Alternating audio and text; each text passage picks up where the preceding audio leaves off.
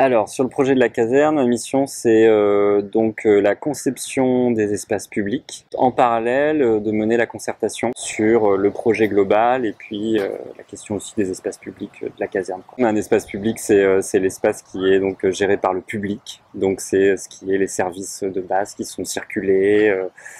Ça peut être un parc, ça peut être une rue, ça peut être une place. Mais c'est public au sens où c'est pas un privé qui détient cet espace-là, quoi. Il est à la communauté, donc la ville de Nantes ou la métropole de Nantes.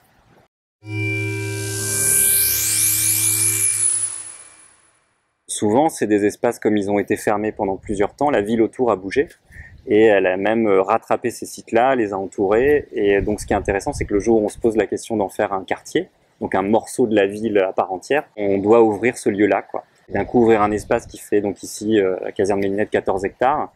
Donc c'est grosso modo, on prend le stade de la Beaujoire avec les parkings, quoi. Un objet comme ça et on dit d'un coup ça va devenir un quartier. Ah, c'est un sacré enjeu, quoi. Parce qu'on le déclare, c'est facile à dire, mais comment ça se fait dans le temps, comment on ouvre ce lieu-là, qui est voilà un seul tenant.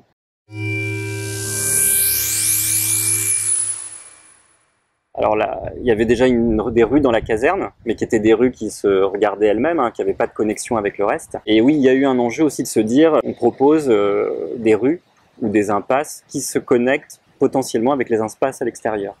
Sachant que les impasses extérieures, c'est des impasses qui sont souvent privées, donc c'est les riverains qui sont propriétaires de ces impasses-là, et il n'y a pas d'enjeu aujourd'hui d'ouvrir le mur. La question d'ouverture du mur, c'est une prise de décision des deux côtés, quoi. Donc en fait, ce qu'on a juste permis, c'est d'ouvrir la possibilité un jour que ça puisse se faire. Sachant que ce qui peut être intéressant, c'est de se dire qu'on a une école, par exemple, qui va être développée dans le nouveau quartier, et elle va potentiellement intéresser directement les gens qui sont derrière, quoi. Donc plutôt que de faire le tour, un jour ouvrir l'impasse, pour les piétons, ça peut être un enjeu.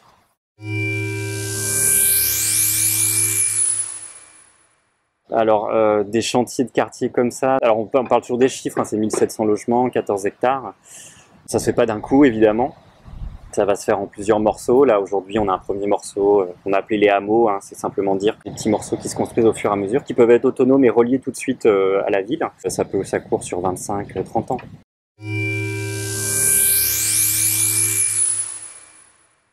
Alors la mixité sur le quartier, qui est une politique qui est liée aussi à l'aménageur du quartier, qui est Nantes Métropole Aménagement, qu'on retrouve assez fréquemment, c'est effectivement une division, on va dire, si je caricature, en trois morceaux, quoi.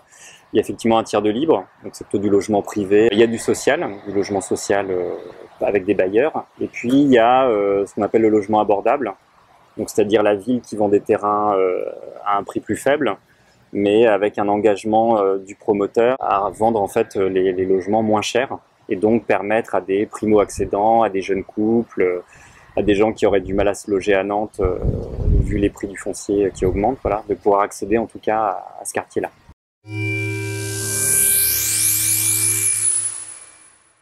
Il y a une démolition qui a été faite de pas mal de bâtiments de casernement pour laisser place au nouveau quartier. Mais nous, ce qui nous a intéressé avec l'aménageur, c'est de dire à un moment, voilà, des bâtiments 1900 qui sont démolis, il y a quand même une matière qui est intéressante, il y a du granit, il y a du schiste, enfin il y a des matériaux qu'on pourrait pas se payer, qui viennent sûrement du Sillon de Bretagne, enfin qui viennent d'à côté.